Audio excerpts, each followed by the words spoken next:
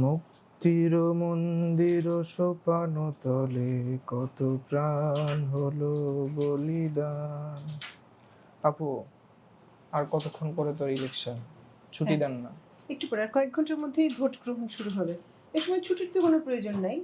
তুমি working journalist, তুমি কেন বলো যে ভোট গ্রহণ আর কয়েক ঘন্টার মধ্যে শুরু হচ্ছে, এখন তুমি ছুটি চাও কেন? এখন তো আরো জোশ নিয়ে কাজ করবে, নির্বাচনী জোশ। সে জোশটা তোর পাচ্ছি না আপু। জোশ তৈরি করতে হবে। নিউজ দেখো কত রকম কত কিছু হচ্ছে, এটা তো লাইলাতুল গুজব হয়ে গেছে। আজকে আমি দেখতে পাচ্ছি এত রকম এত কিছু আসছে চারপাশ থেকে। আমার তো ফেসবুকে ঢোকার পরে আমি তাড়াতাড়ি বের হয়ে গেছি। কেন, ভয় পেয়েছো? হ্যাঁ, আমি দেখছি যে গত 24-এর নির্বাচনের কিছু ঘটনা এখন বলে প্রচার করতেছে, 18-এর কিছু ঘটনা এখন বলে প্রচার করতেছে, আবার অনেক মিডিয়াও এগুলো প্রচার করতেছে আপু। মেইন স্ট্রিম মিডিয়া কি এ ধরনের কিছু প্রচার করছে এরকম খুব চোখে পড়েছে? কাছাকাছি, এখনো পর্যন্ত সেরকম চোখে পড়েনি, তবে কিছু এই যে পোর্টাল যেগুলো আছে এগুলা করছে আর কি। কিছু পোর্টালের এটা হতে পারে, কিন্তু একদম মেইন স্ট্রিম মিডিয়ার ক্ষেত্রে এক ধরনের দায়বদ্ধতা থাকে। ওই দায়বদ্ধতার জায়গা থেকে আমরা আসলে অনেক কিছুই করতে পারি না। বিষয়গুলোকে একটু প্রমাণ সাপেক্ষ না হলে না করাই ভালো। যেমন ধরো, তোমাকে আমি আজকে রাতের একটা ঘটনা বলি। লক্ষ্মীপুর ৩ আসনে বিএনপির যে প্রার্থী, বেশ নামকরা নেতা অ্যানি, হ্যাঁ, ওনার এক সহযোগীর কাছ থেকে তার গাড়ি সহ 15 লাখ টাকা পেয়েছে। ওটা নিয়ে তো শুরুতে সবাই ঝাঁপিয়ে পড়ে নিউজ টিউজ করে যে অ্যানির সহযোগীর গাড়ি টাকা থেকে পেয়েছে এরকম এটা, আমি দেখেছি একটা ওটা ফটো হচ্ছে কার্ডে। জামাতের এক প্রার্থী ছিল, সেটা ঠাকুরগাঁ বিমানবন্দর থেকে আচ্ছা, আচ্ছা, ধরেছিল। আচ্ছা। এবং তার কাছ থেকে পরে প্রথমে তো বলছিল টাকার পরিমাণ অনেক কম, তারপরে ওটা 74 লাখ টাকা হয়েছে। উনি অবশ্য দাবি করেছেন ওনার ব্যবসায়িক কাজের জন্য টাকাটা উনি উঠিয়েছিলেন, কিন্তু এটা নিয়ে আবার বিএনপির পক্ষ থেকেও দেখলাম প্রশ্ন উঠেছে যে ঠিক এই মুহূর্তে ভোটের একদিন আগে যখন সব ব্যবসা প্রতিষ্ঠান বন্ধ, তখন কি কাজের জন্য তিনি তুললেন।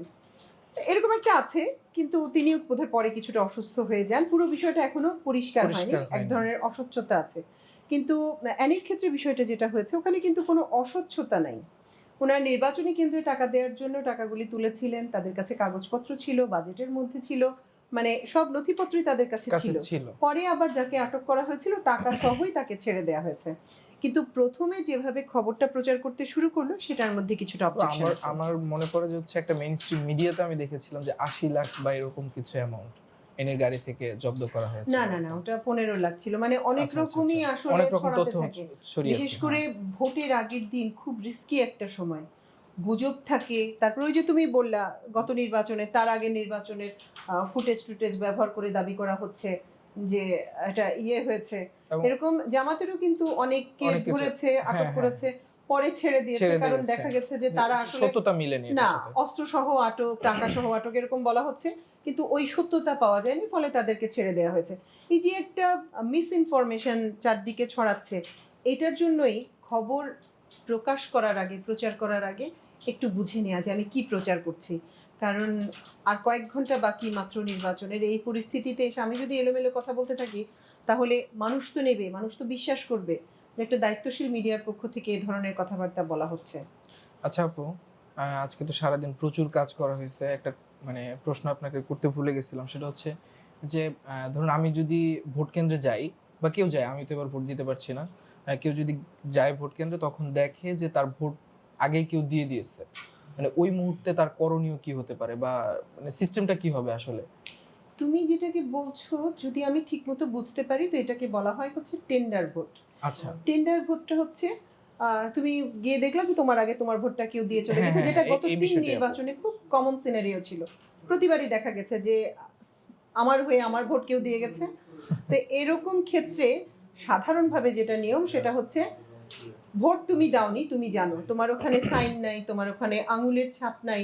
এই জিনিসগুলি তুমি যদি প্রিজাইডিং অফিসার বা পোলিং অফিসারের কাছে প্রমাণ করতে পারো যে তুমি আসো নাই, তুমি ভোট দাও নাই, তাহলে প্রিজাইডিং অফিসার তোমার জন্য, উনি যদি সন্তুষ্ট হয় তোমার প্রমাণে, তাহলে উনি তোমার জন্য আরেকটি ভোট দেওয়ার ব্যবস্থা করে দেবেন। টেন্ডার ভোট বলা হয় জিনিসটাকে। আচ্ছা আপু, আরেকটা বিষয় জানার ছিল, সেটা হচ্ছে ধরুন কারো এনআইডি কার্ড নাই, তাহলে কি সে ভোট দিতে পারবে না? না, এনআইডি কার্ড না থাকলেও ভোট দিতে পারবে, কিন্তু সেক্ষেত্রে তার কিছু ইনফরমেশন জানা থাকতে হবে। যেমন ধরো, তুমি কোন এলাকার ভোটার তোমাকে জানতে হবে, কোন ওয়ার্ডের ভোটার তোমাকে জানতে হবে। তাহলে তুমি যদি ভোট কেন্দ্রে যাও, ইলেকশন, তোমাদের তো আর ওই কপাল নাই, আমাদের আছে। তো আমরা ইলেকশন কেন্দ্রের বাইরে গেলেই দেখতে পারবো যে বিএনপি, জামাত, অন্যান্য দল সবার নিজস্ব বুথ আছে। হ্যাঁ ওরা ভোট কেন্দ্রের বাইরেই বুথ রাখে। ওখানে গিয়ে যদি কোনো ব্যক্তি বলে যে আমি এই ওয়ার্ডের, এই এলাকার এই ওয়ার্ডের ভোটার, আমি এনআইডি হারিয়ে ফেলছি, আমাকে একটু বের করে দেন, তো এই কাজটা তারাও করতে পারবে না। মানে একটু তখন সময় সাপেক্ষ, আচ্ছা আচ্ছা একটু ঝামেলার কাজ, সময় সাপেক্ষ, কিন্তু তারা করতে পারবে। একটু লিস্ট ধরে মিলিয়ে তার ভোটার নাম্বার সহ যেগুলি যেগুলি লাগে এগুলি বের করে দিতে পারবে। এটা ছাড়া সে ভোট কেন্দ্রের ভিতরে ঢুকে গিয়েও পোলিং অফিসারকে অনুরোধ করতে পারে যে আমি এই ওয়ার্ডের ভোটার, আমার একটু ভোটার নাম্বার কত এটা বের করে দেন। আচ্ছা তো তারা যদি সব মিলিয়ে সময় করতে পারে তারাও বের করে দিতে পারবে। এটা আচ্ছা। সম্ভব। মানে এনআইডি থাকতে হবে, এটা সত্যি কথা। তোমাকে তো আসলে অ্যাকচুয়ালি প্রথমে তোমাকে ভোটার লিস্টে নাম নাম থাকতে হবে, থাকতে হবে, তারপরে হচ্ছে পরের প্রক্রিয়াগুলি। তোমার যদি আচ্ছা। ভোটার লিস্টেই নাম না থাকে তাহলে তো কোনোভাবেই তুমি কোনোভাবে ভোট দিতে সম্ভব পারবে না। কিন্তু আচ্ছা ভোটার লিস্টে নাম আছে, এনআইডি হারিয়ে গেছে, এরকম ক্ষেত্রে তুমি পারবা। আচ্ছা আপু, অসুবিধা নেই। কেউ যদি ধরেন হচ্ছে জাতীয় নির্বাচনের যে ব্যালট থাকবে ওইটাতে ভোট দিল কিন্তু গণভোটে দিল না, তাহলে কি তার মানে একটা ভোটই কাউন্ট করা হবে নাকি তার পুরো যা ভোট দিচ্ছে সেটাও বাতিল হয়ে যাবে? না না, এটা আচ্ছা তোমার ইচ্ছা, মানে ভোটারের ইচ্ছা, সে কোন জায়গায় ভোট দিবে, কয়টা ভোট দিবে।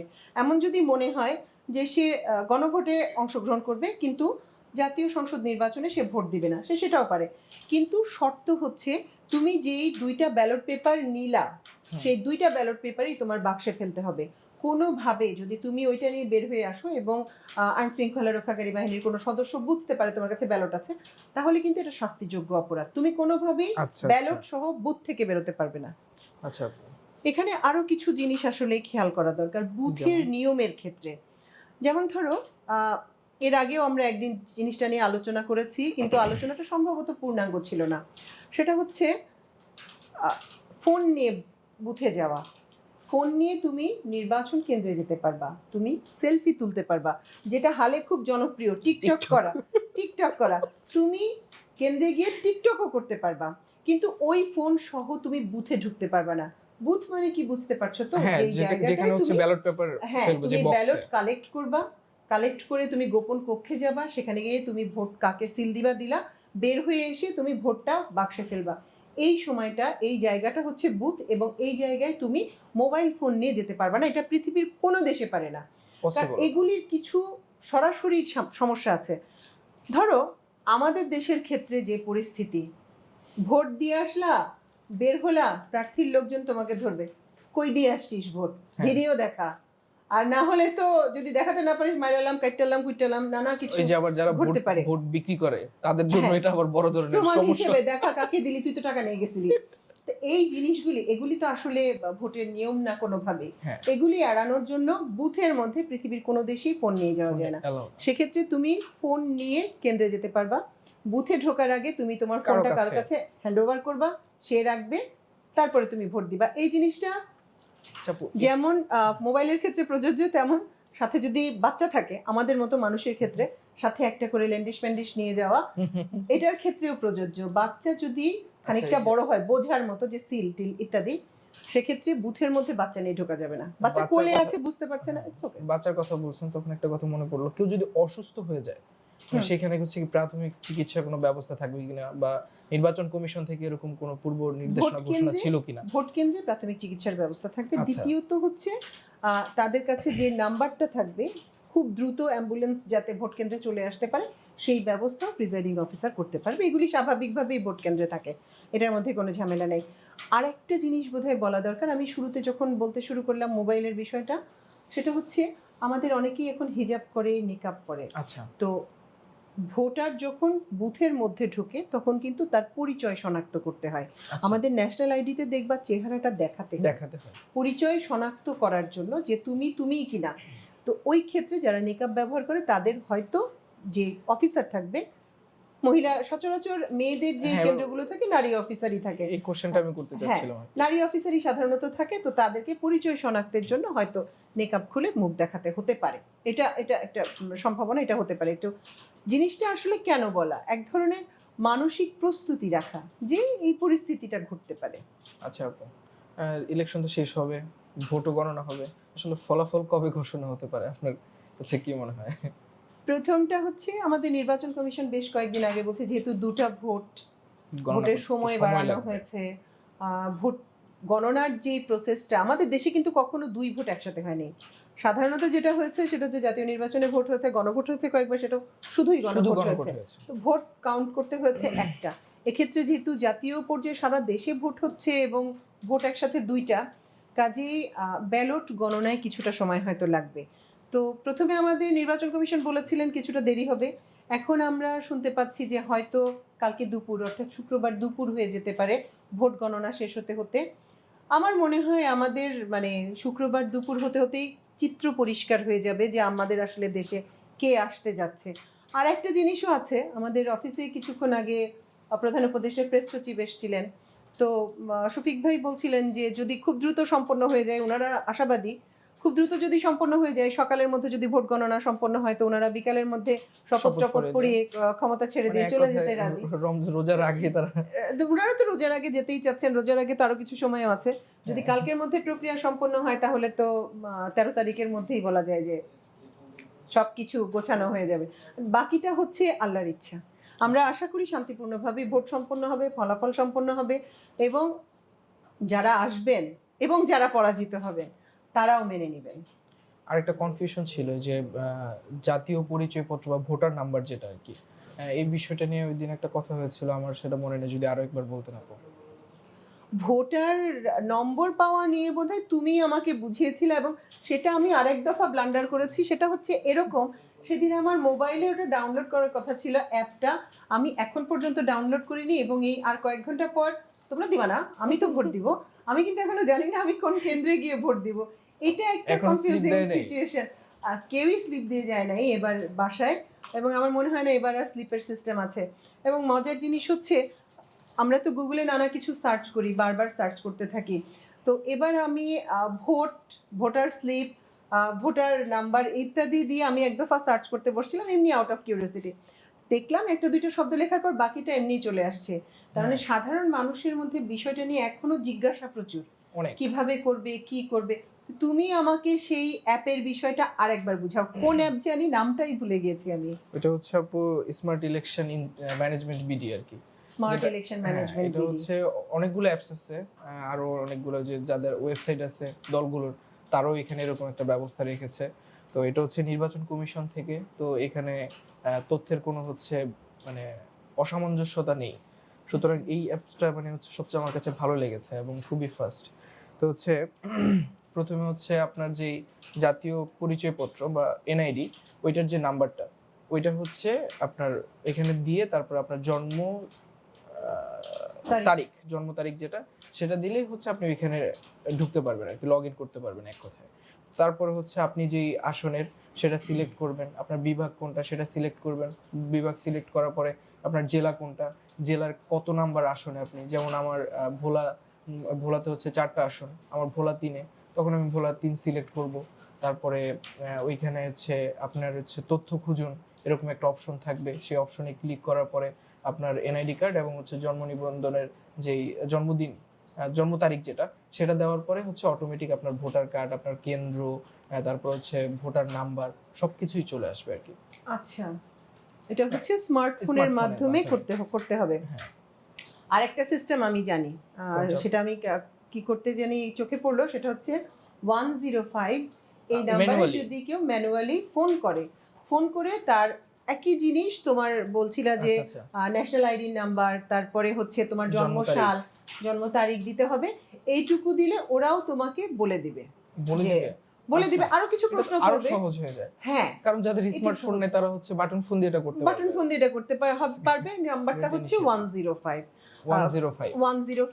এই নাম্বারে ফোন করলে ইনফরমেশনগুলি দিতে হবে, তুমি যা যা ইনফরমেশনের কথা বললা না, প্রত্যেকটা ইনফরমেশনই লাগবে, জেলার নাম কি, আসনের নম্বর কত ইত্যাদি বলে তারপরে ওই জিনিসটাই আসবে ফাইনালি, যে তোমার ভোটার নাম্বার কত।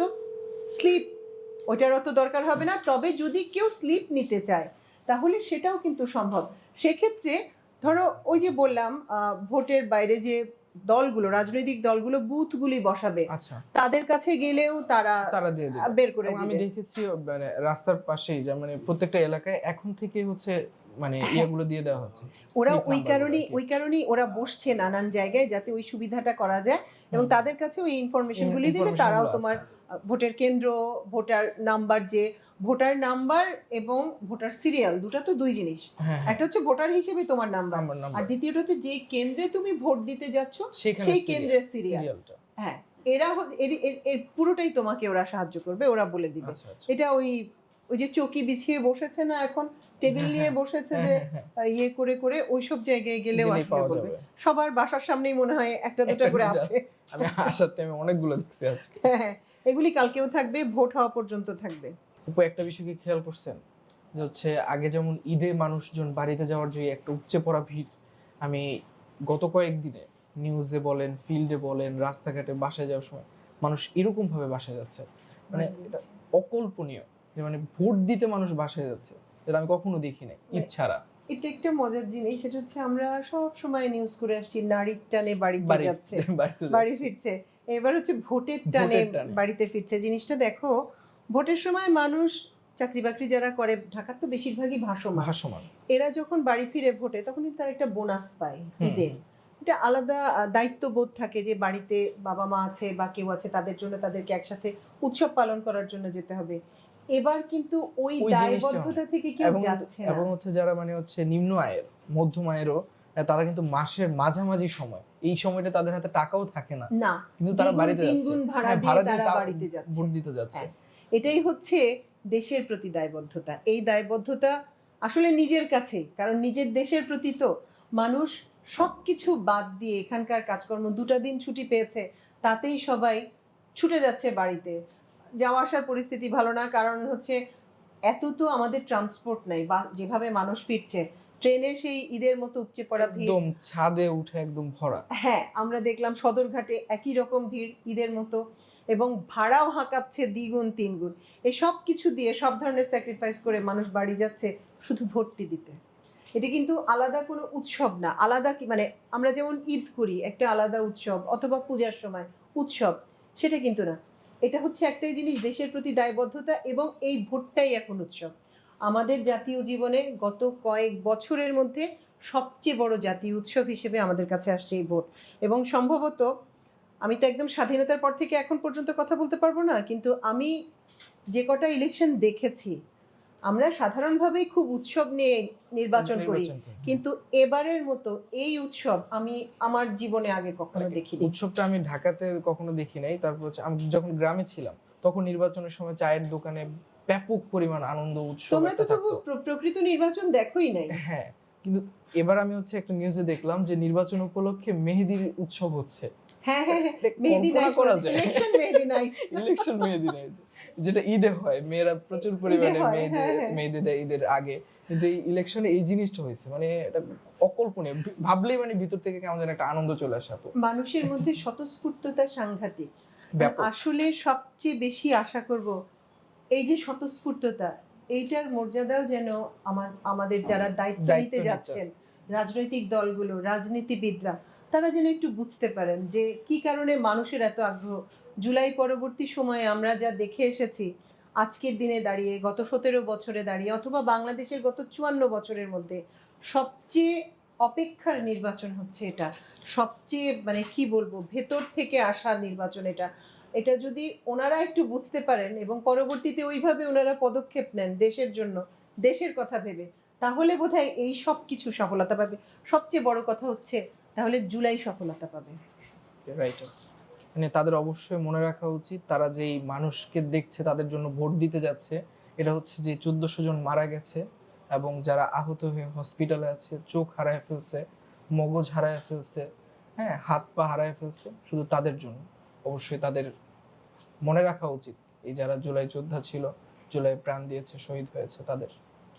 এটাই আসলে মানে কোনোভাবেই ভুলে যাওয়ার সুযোগ নাই।